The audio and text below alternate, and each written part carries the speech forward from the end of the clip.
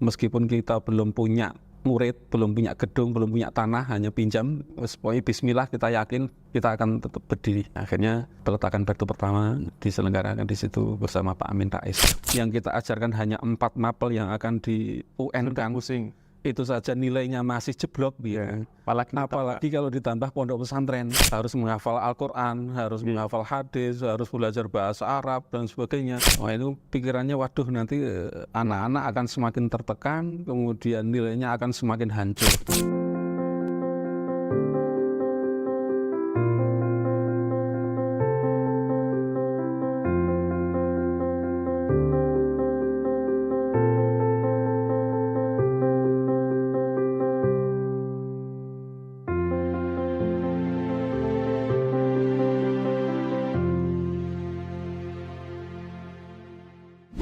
Assalamualaikum warahmatullahi wabarakatuh, sahabat pengasuh sekalian.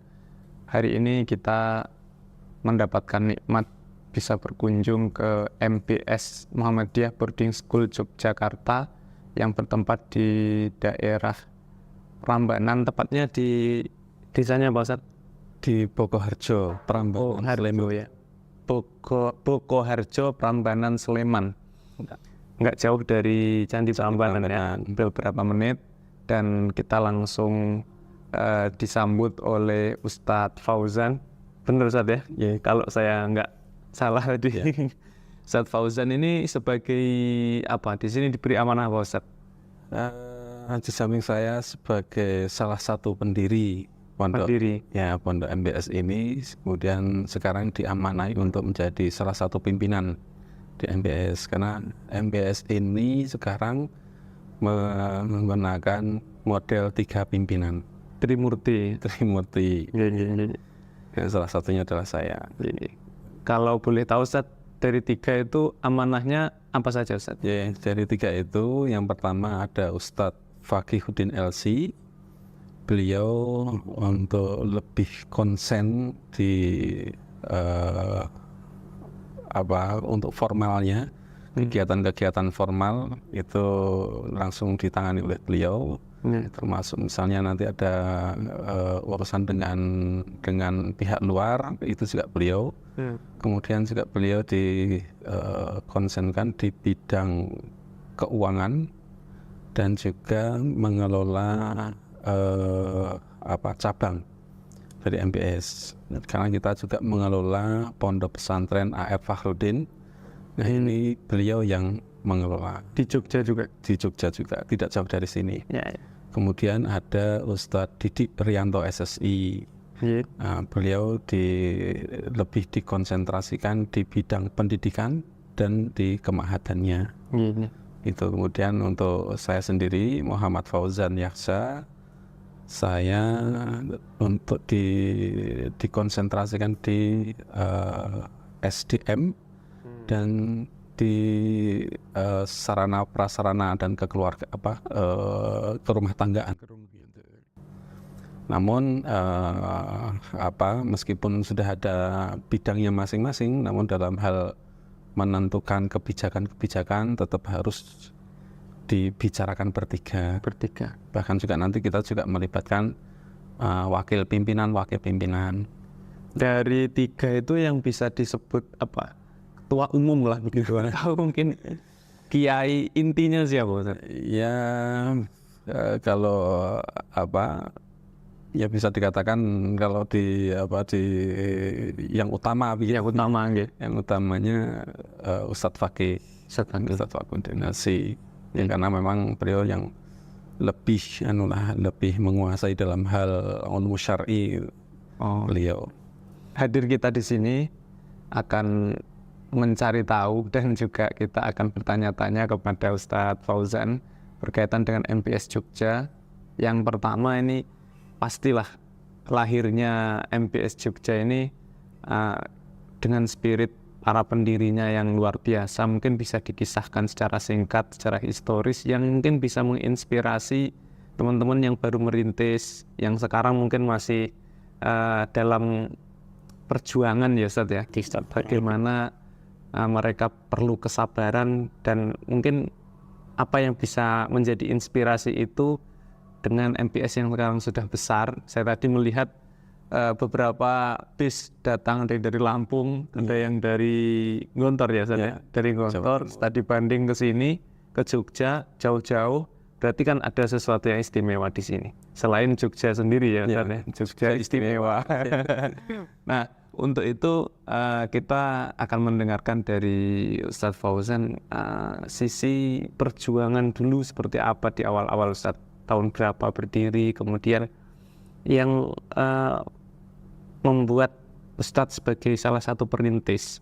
Nanti mungkin ada temennya yang mungkin di antara 3 tadi itu ya, yang kok berinisiatif membuat pesantren atau MPS ini dulu, gimana kisahnya?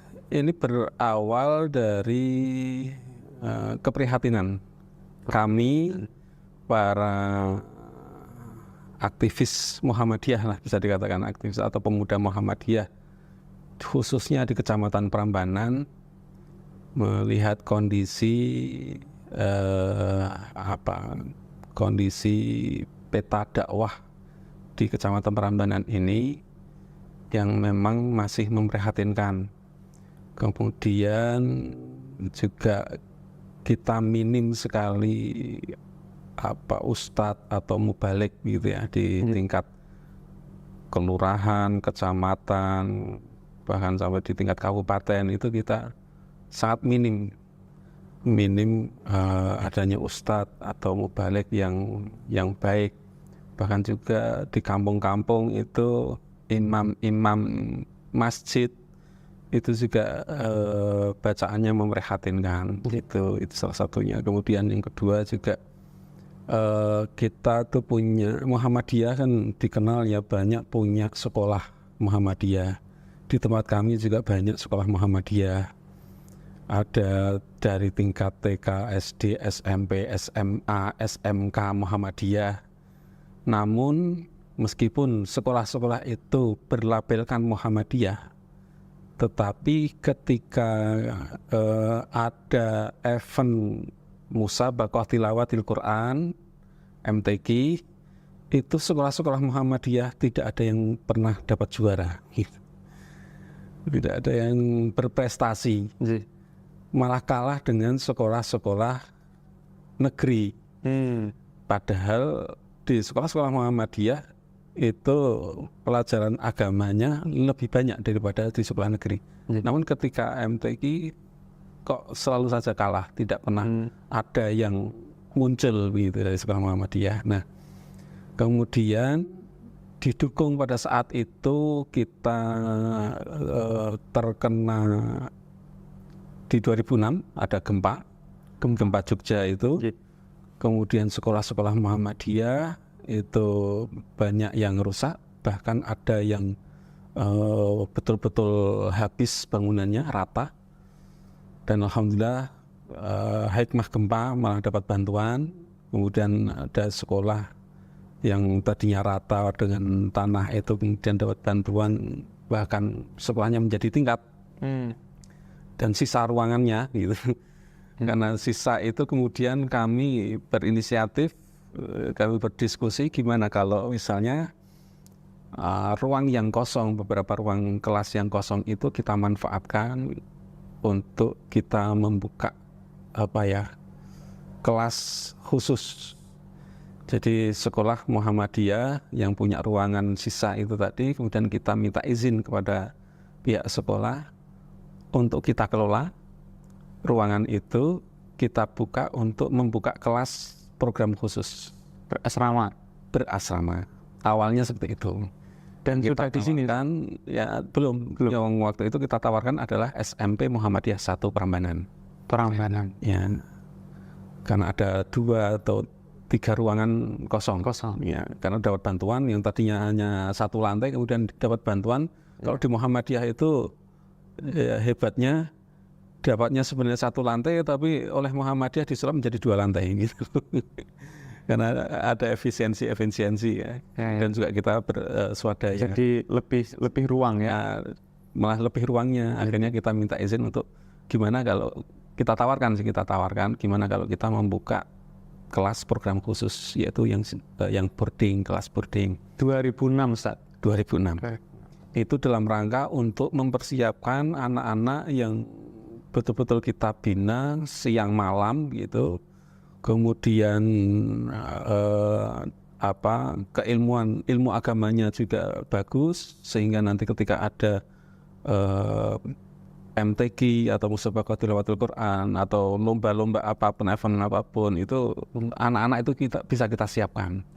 Kemudian juga kalau ada event-event yang bukan agama, yang umum misalnya, termasuk untuk waktu itu masih ada ujian nasional, anak-anak itu bisa kita persiapkan sehingga bisa mengangkat nilai sekolah tersebut. Itu yang kami tawarkan, dan kepala sekolah waktu itu sangat mendukung sekali, sangat mendukung. Kemudian kita sampaikan ke pimpinan cabang Muhammadiyah, PCM Prambanan, dan PCM juga mengiyakan. Akhirnya dibuatlah tim pengembang SMP Muhammadiyah 1 Prambanan. Ya, itu waktu itu ketuanya adalah Kiai Haji Ustadz Nasirul Ahsan LC. Kemudian saya sebagai sekretarisnya, kemudian dibantu beberapa teman, ada Ustadz Didi, ada Ustadz Agus Yulianto yang sekarang masih tetap aktif di sini. Ada Ustadz Kholis juga masih aktif di sini. Kemudian ada beberapa yang sudah tidak aktif di MBS, namun karena ada kerjaan yang lain ya, gitu. Akhirnya dibuatlah tim pengembang SMP Muhammadiyah 1 Prambanan. Nah, setelah kita buat tim pengembang, sudah kita susun kurikulumnya dan sebagainya, kemudian kita tawarkan di SMP, kepala sekolahnya iya, namun ketika ditawarkan ke guru-guru, ternyata guru-gurunya tidak berkenan, tidak siap. Banyak yang menyampaikan bahkan, wah saya tidak siap dipanggil ustadzah gitu.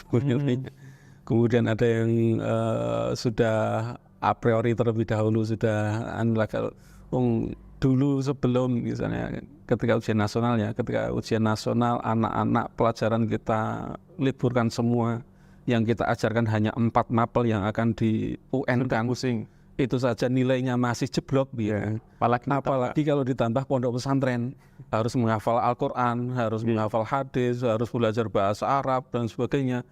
Wah, itu pikirannya, waduh nanti anak-anak akan semakin tertekan, kemudian nilainya akan semakin hancur gitu. Bayangan mereka seperti itu.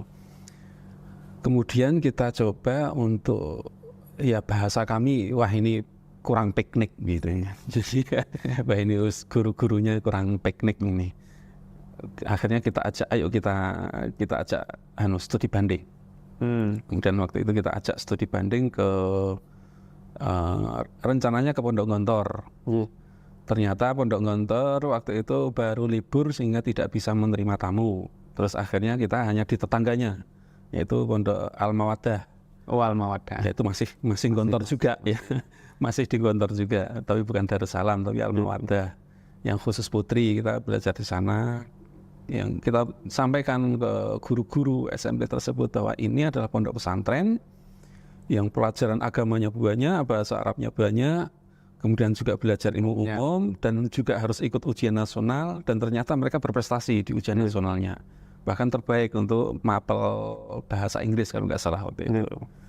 Kemudian kita bawa juga ke Pondok Darul Ihsan. Darul Ihsan itu setelah Solo, sebelum Ngawi itu mana?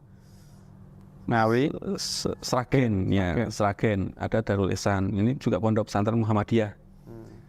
Juga punya sekolah, mempelajari ilmu agama juga, belajar bahasa Arab juga, tahfidz juga. Tapi ternyata juga mereka ujian nasionalnya itu juga bagus. Nilai bahasa Indonesianya juga terbaik untuk di kabupaten. Kemudian kita bawa ke As-Salam juga seperti itu. Nah, setelah kita bawa itu ternyata guru-guru sekolah Muhammadiyah itu masih tetap udahlah apa adanya saja, yang penting bisa jalan seperti ini sudah bagus, nggak usah dibuat macam-macam. Gitu. Ini saya dengar waktu mereka naik dalam bis ketika mau pulang. Nah, saya lewat belakang, guru-gurunya masuknya lewat depan, kemudian menyampaikan itu. Nah, ini menjadi bahan pemikiran bagi kami, wah kayaknya nggak bisa diteruskan.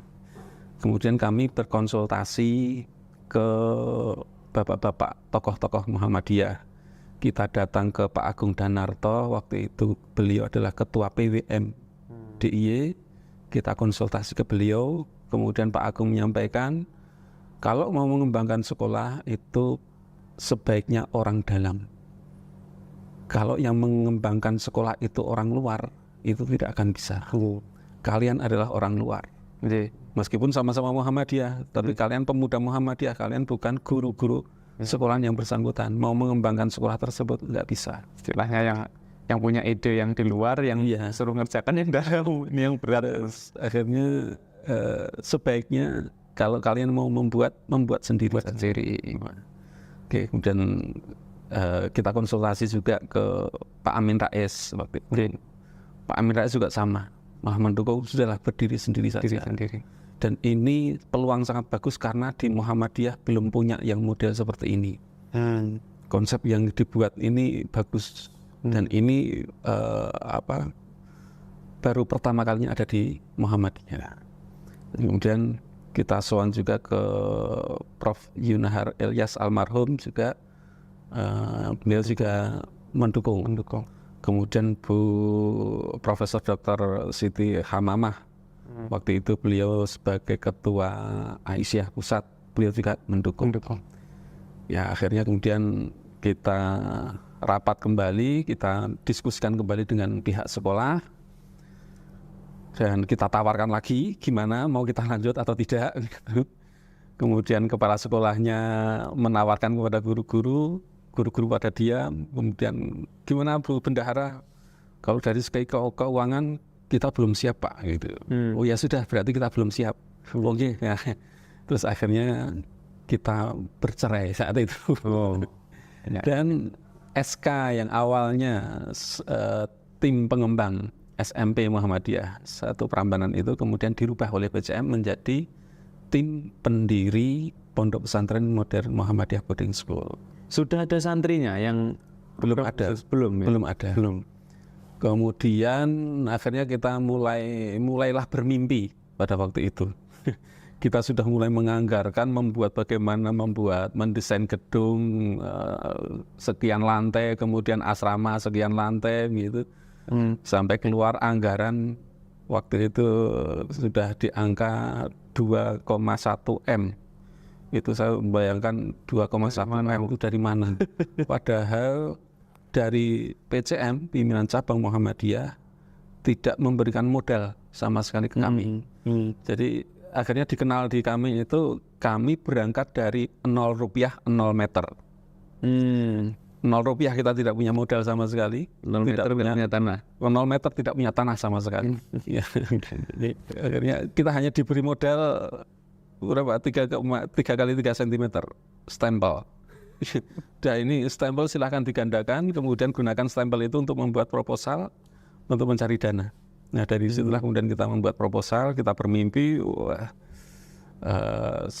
kemudian kita carikan dana, dan ya alhamdulillah kemudian di tanggal 20 Januari 2008 kami meluncing berdirinya Pondok Pesantren Modern Muhammadiyah Boarding School. Sudah di sini? Ya, yang di sebelah selatan, di sebelah utara. Itu tanah yang kita gunakan untuk launching itu kita pinjam. Karena kita tidak punya tanah, kita pinjam. Miliknya sewa Sultan Ground. Jadi punyanya Sri Sultan. Kemudian kita pinjam untuk kita buat mendirikan pondok pesantren itu, dan alhamdulillah dari Kesultanan dari Sri Sultan itu membolehkan dan hanya hak pakai. Gitu, hak pakai. Alhamdulillah, yang penting kita ada modal untuk launching gitu. Kemudian di tanah itu juga kita menyelenggarakan pengajian akbar. Kita menghadirkan Pak Amin Rais, kita mengundang Menteri Pendidikan juga waktu itu, namun beliau tidak bisa hadir, Pak Bambang Sutibio. Kita undang juga waktu itu, tapi beliau tidak bisa hadir, akhirnya mewakilkan. Dan disitulah kemudian meskipun kita belum punya murid, belum punya gedung, belum punya tanah, hanya pinjam. Pokoknya bismillah, kita yakin kita akan tetap berdiri. Akhirnya peletakan batu pertama diselenggarakan di situ bersama Pak Amin Rais waktu itu. Ya. Kemudian setelah launching itu, kemudian karena itu di bulan Januari, kita bulan Juli sudah harus dapat santri. Langsung kita estafet, membuat website, membuat brosur dan sebagainya, kita sebarkan. Bahkan hampir seluruh PDM se-Indonesia, pimpinan daerah Muhammadiyah se-Indonesia, kita kirimi surat dan brosur semacam ini. Kita kirimkan kepada PDM-PDM, dan juga kita ambil sampling SD Muhammadiyah se-Indonesia. Karena waktu itu kita punya buku kumpulan daftar amal usaha Muhammadiyah yang tebal sekali itu, kita ambil samplingnya. Ada database-nya lah istilahnya. Tiap kota kita ambil 2 atau 3 yang kira-kira di kota, yang kira-kira orang menengah ke atas lah gitu. Yang bisa nanti mereka bisa mengirim kader-kader terbaiknya untuk di. Berarti buka pertama SMP Pak ya? SMP. Ya. SMP. Langsung putra-putri? Langsung putra-putri. Santri angkatan pertama? 63 dari 96 pendaftar. Jadi di tahun pertama itu kami membuka pendaftaran, kita belum punya gedung. Belum punya gedung, hanya kita akhirnya kantor pun kita juga dompleng atau apa dompleng itu. Kita numpang di kantornya PCM. Pimpinan Cabang Muhammadiyah, ada kantor, kemudian kita numpang di situ untuk menjadi kesekretariatan kita. Kemudian kita membangun semuanya dari situ, kita sebarkan. Kemudian ada yang dari Bekasi itu mau mendaftarkan anaknya karena lihat dari websitenya, kemudian ada dari brosur, terus tertarik ingin daftar ke sekolah kami, akhirnya datang langsung ke alamat yang ada di dalam brosur. Tidak ketemu. Sampai tanya ke warung-warung terdekat juga tidak tahu. Karena memang belum ada bangunan, masyarakat juga belum tahu. Akhirnya teleponnya tahunya dia dari tanah yang waktu kita buat launching itu, di situ ada papan nama, di sini akan dibangun Pondok Pesantren Modern Muhammadiyah Putri School. Di bawahnya ada call centernya. Nah, kemudian telepon ke kami dan daftarkan anaknya. Alhamdulillah. Tapi lanjut ya? Lanjut bahkan sampai lulus, sampai SMA itu. Jadi di tahun pertama itu, pendaftaran pertama sudah ada 96 dari, alhamdulillah hampir dari berbagai provinsi. Ya, bahkan ada dari Kaltara. Dari Nunukan. Jauh ini. Hampir perbatasan dengan Malaysia itu. Kemudian ada dari Sorong, dari Irian Jaya. Sorong. Itu dari hasil database tadi ya, kita kirim ke PDM itu. Kemudian ada yang dari Medan, ada semua. Dari 96 lulus berapa itu Ustaz? Yang kita terima hanya 63. Kita terima 63. Ya. Jadi kalau bahasa Jawanya mungkin dianggap kemelinti gitu ya. Baru pertama kali membuka pendaftaran, yang daftar 96 ditolak. Sebagian yang diterima hanya 63 saja. Itu 31 putra, 32 putri. Karena memang tempat yang karena tempatnya juga terbatas. Kemudian juga kita sudah pakai seleksi. Jadi nilai yang tidak masuk tidak di awal aja sudah seleksi Ustaz. Padahal di pondok-pondok itu yang perjuangan biasanya pokoknya diterima gitu. Alhamdulillahnya, jadi waktu itu setelah kami menerima santri 63 itu, kemudian beberapa bulan kemudian mereka kita ajak sowan ke Pak Amin Rais. Kemudian ini kita tunjukkan ke Pak Amin Rais, ini loh Pak, sudah ada santri. Sudah ada santrinya. Ini akhirnya kita minta Pak Amin untuk minta tolong untuk dicarikan dana bagaimana untuk bisa membangun kelas, membangun asrama. Gitu. Bahkan kemudian ketika ditanya anak-anak itu nilai ujian nasionalnya berapa, itu bagus-bagus. Bahkan ada yang nilainya 100, itu ada 10 anak yang nilainya 100 ini. Padahal kalau zaman dulu kalau nilai UN-nya itu bagus ya, sampai sekarang pun juga ya kalau nilainya bagus pasti larinya adalah ke sekolah-sekolah favorit. Sekolah-sekolah negeri yang favorit gitu. Tapi ini nilai-nilai bagus kok malah pengennya di pondok dan pondoknya yang baru saja berdiri gitu. Ini alhamdulillah jadi masya Allah kepercayaan dari masyarakat ya terhadap kami. Ya. Ini kelanjutannya dari tadi itu, kalau 2008 angkatan 1, SMP-nya sekarang angkatan berapa Ustaz? SMP sekarang angkatan berapa? 15 apa ya? 15 salah, angkatan 15. Ya. Keunggulan dari MPS Ustaz yang sudah nampak hari ini apa Ustaz? Bisa jadi kan itu yang disebutkan oleh orang lain, ya, atau mungkin yang memang sudah diakui se-Jogja misalnya, apa itu? Ya, dari awal keunggulan yang kami tawarkan kepada masyarakat itu adalah keseimbangan. Jadi maksud keseimbangan di sini adalah keseimbangan antara ilmu umum dan ilmu agamanya. Jadi harapannya lulus dari MBS ini itu mereka mau melanjutkan di mana saja itu sudah punya bekal. Baik mau melanjutkan ke umum, misalnya ke perguruan tinggi negeri, swasta yang umum, atau mau melanjutkan ke perguruan tinggi yang agama, baik itu di dalam negeri ataupun di Timur Tengah, itu juga bisa. Dan alhamdulillah ini juga sudah bisa kita buktikan gitu. Jadi banyak anak-anak kami yang diterima di perguruan tinggi negeri dan swasta yang ada di Indonesia.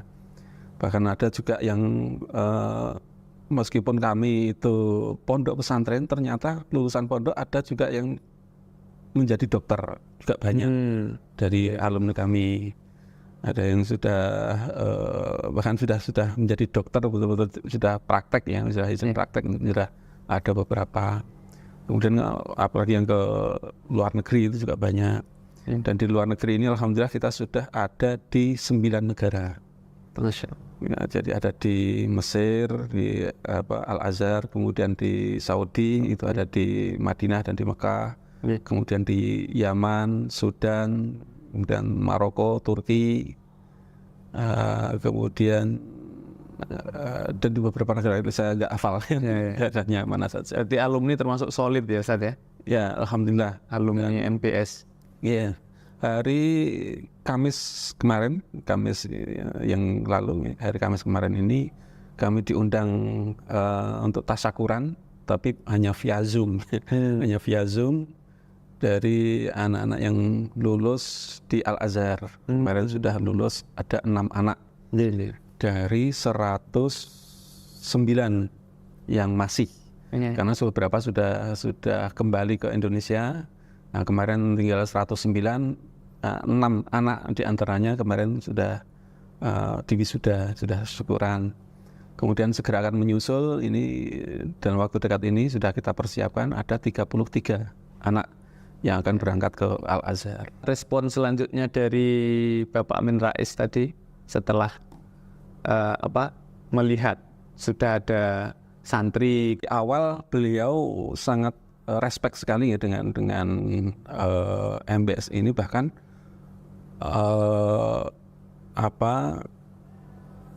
slogan atau tagline yang muncul, yang kemudian kita jadikan sebagai tagline itu muncul dari Pak Amin Rais, bahwa MBS ini adalah salah satu upaya untuk mencetak kader ulama intelektual dan intelektual ulama.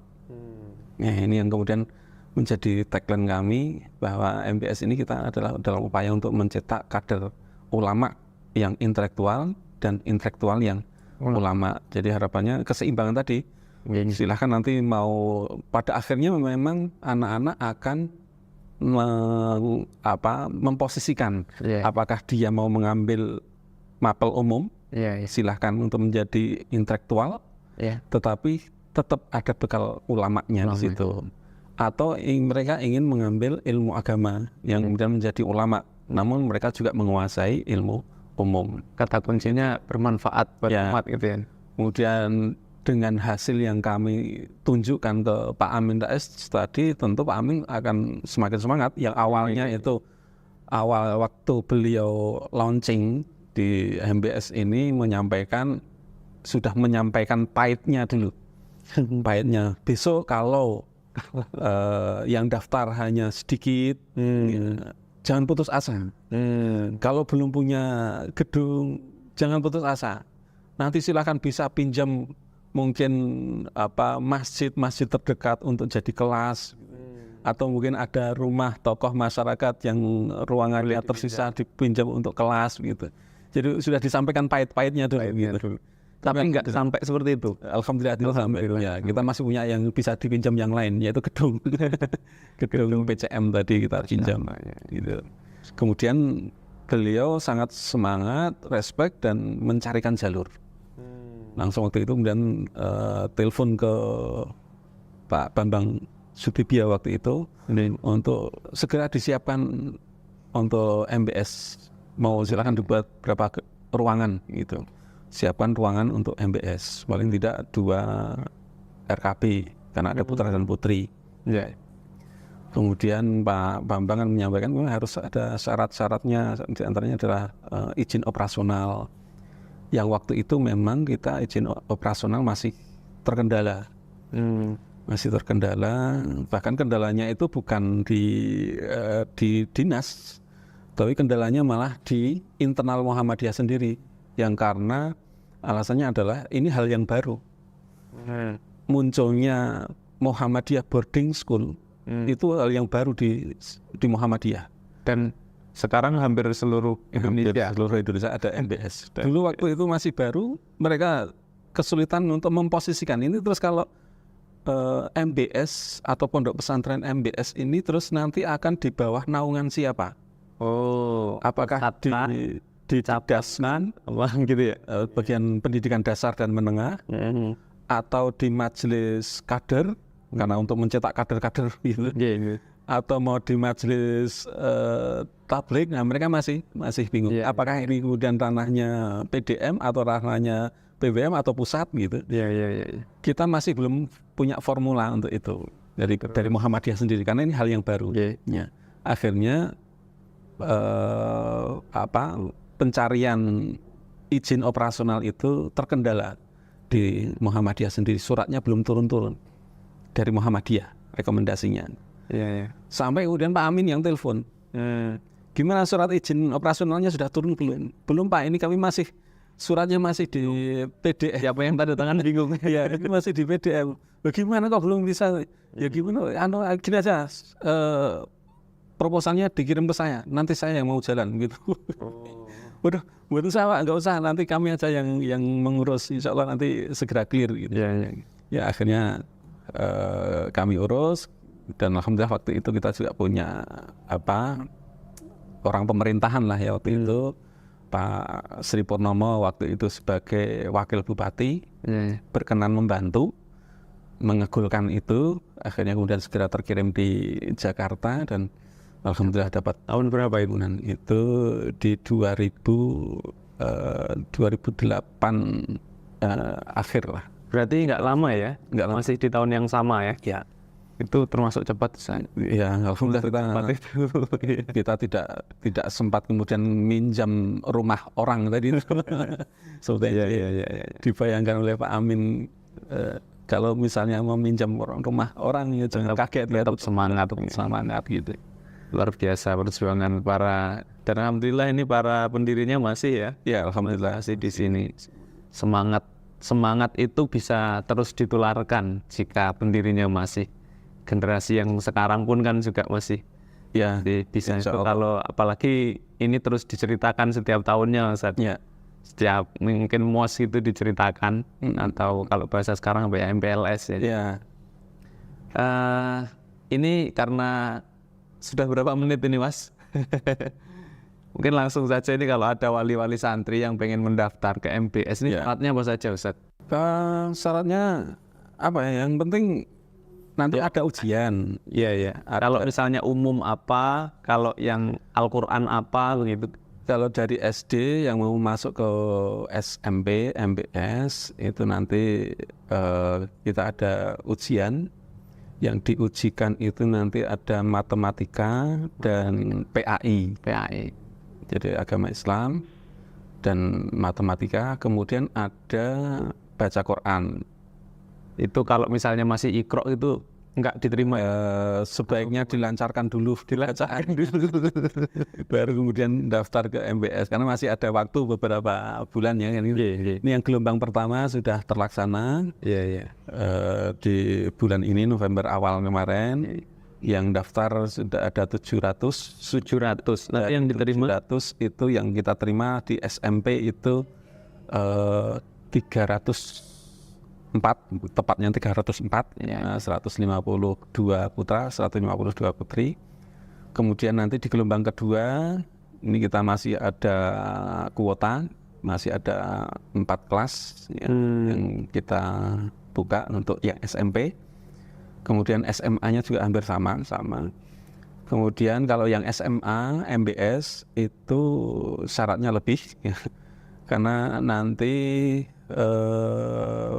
kalau ujiannya matematika, PAI, sama bahasa Inggris dan bahasa Arab.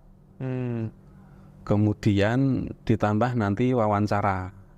Khusus yang SMA karena kita SMA itu full sudah bilingual, sudah menggunakan bahasa Arab. Semua mapel syar'inya berbahasa Arab, bahkan tanpa harokat gitu. Dan penyampaiannya juga berbahasa Arab. Maka nanti ketika wawancara yang langsung mau masuk SMA, masuk kelas 1. Iya. Jadi masuk SMA itu harus wawancaranya nanti pakai bahasa Arab juga. Jadi harus bahasa Arabnya sudah betul-betul bagus. Kalau belum mampu berbahasa Arab dengan bagus, ini kita juga ada solusinya. Kita membuka kelas takhusus. Ya, kelas persiapan untuk masuk nanti di SMA-nya. Sehingga untuk SMA ini 4 tahun. 1 tahun takhusus, kemudian baru nanti masuk jenjang SMP. Berarti untuk yang SMP di sini bisa langsung tanpa ujian? Iya. Tetap ujian juga. Iya, tetap ujian.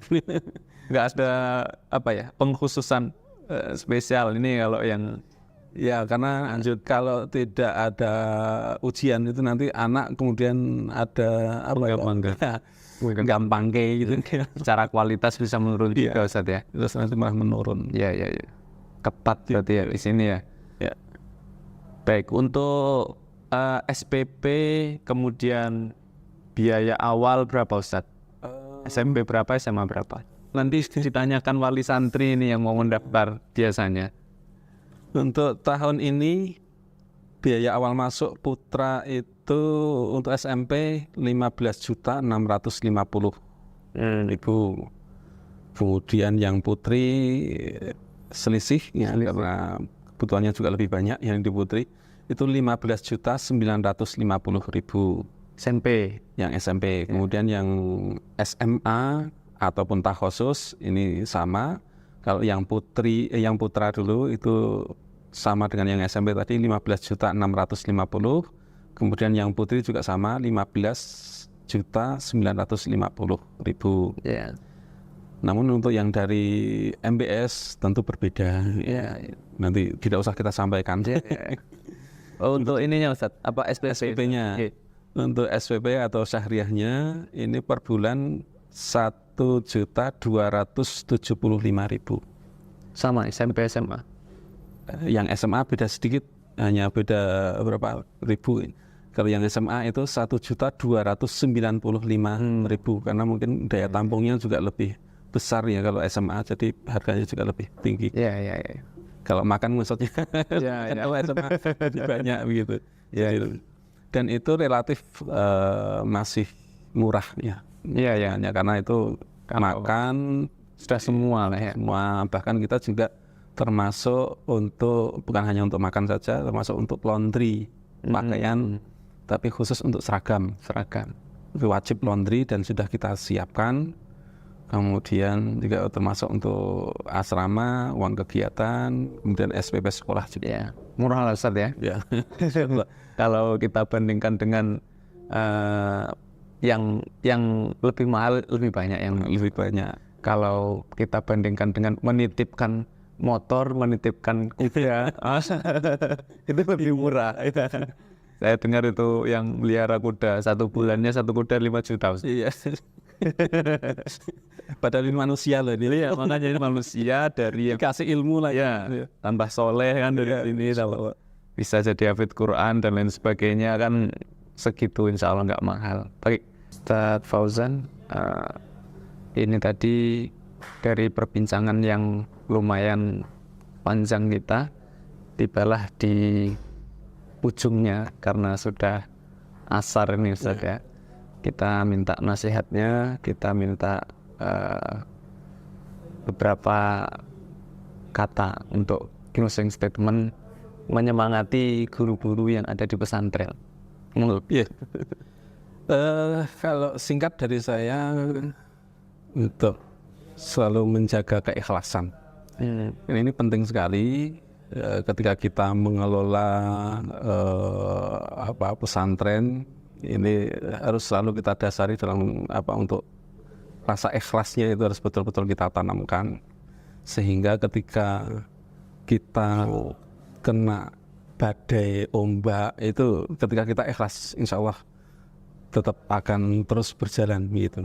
Dan apalagi nanti kalau kita mengelola sebuah pondok pesantrennya akan semakin tumbuh, semakin besar. Ibaratnya pohon juga semakin tinggi, maka angin yang menerpa juga akan semakin kencang gitu. Buahnya juga semakin banyak. Ya, buahnya semakin banyak, tapi anginnya juga akan semakin kencang. Bahkan layang-layang semakin tinggi juga anginnya juga semakin kencang. Selama kita masih tetap terus berpegang teguh pada khitoh, pada garis yang sudah kita sepakati bersama, kemudian kita dasari dengan keikhlasan, insya Allah ombak ataupun angin yang menerpa ataupun guncangan dan sebagainya itu bisa, insya Allah akan terlewatkan gitu. Masya Allah. Ya. Saya kira itu. Terima kasih. Ini Ustaz, oleh-oleh dari kita. Insya Allah, semoga nanti ini bisa mempererat, mengingatkan lagi kepada kami yang pernah kesini. Terima kasih. Barakallah. Bahan-bahan bacaan jenengan tambahan.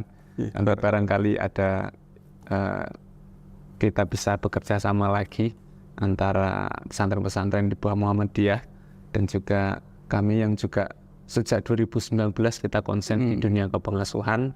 Kalau training di kurikulum sudah banyak Ustaz. Nah ini kita fokus di training untuk bagaimana mengembangkan guru-guru yang ada di pesantren yang 24 jam mengasuh santri ini. Mereka sepertinya kok kayaknya ilmu untuk menjadi orang tua, ilmu untuk menjadi bahasanya selesai dengan dirinya itu kok kayaknya belum ada. Nah disitulah kami mengambil bagian dan insya Allah nanti kita juga siap kalau mau dilibatkan di pesantren-pesantren di bawah Muhammadiyah. Terima kasih waktunya Ustaz. Sampai jumpa teman-teman sekalian.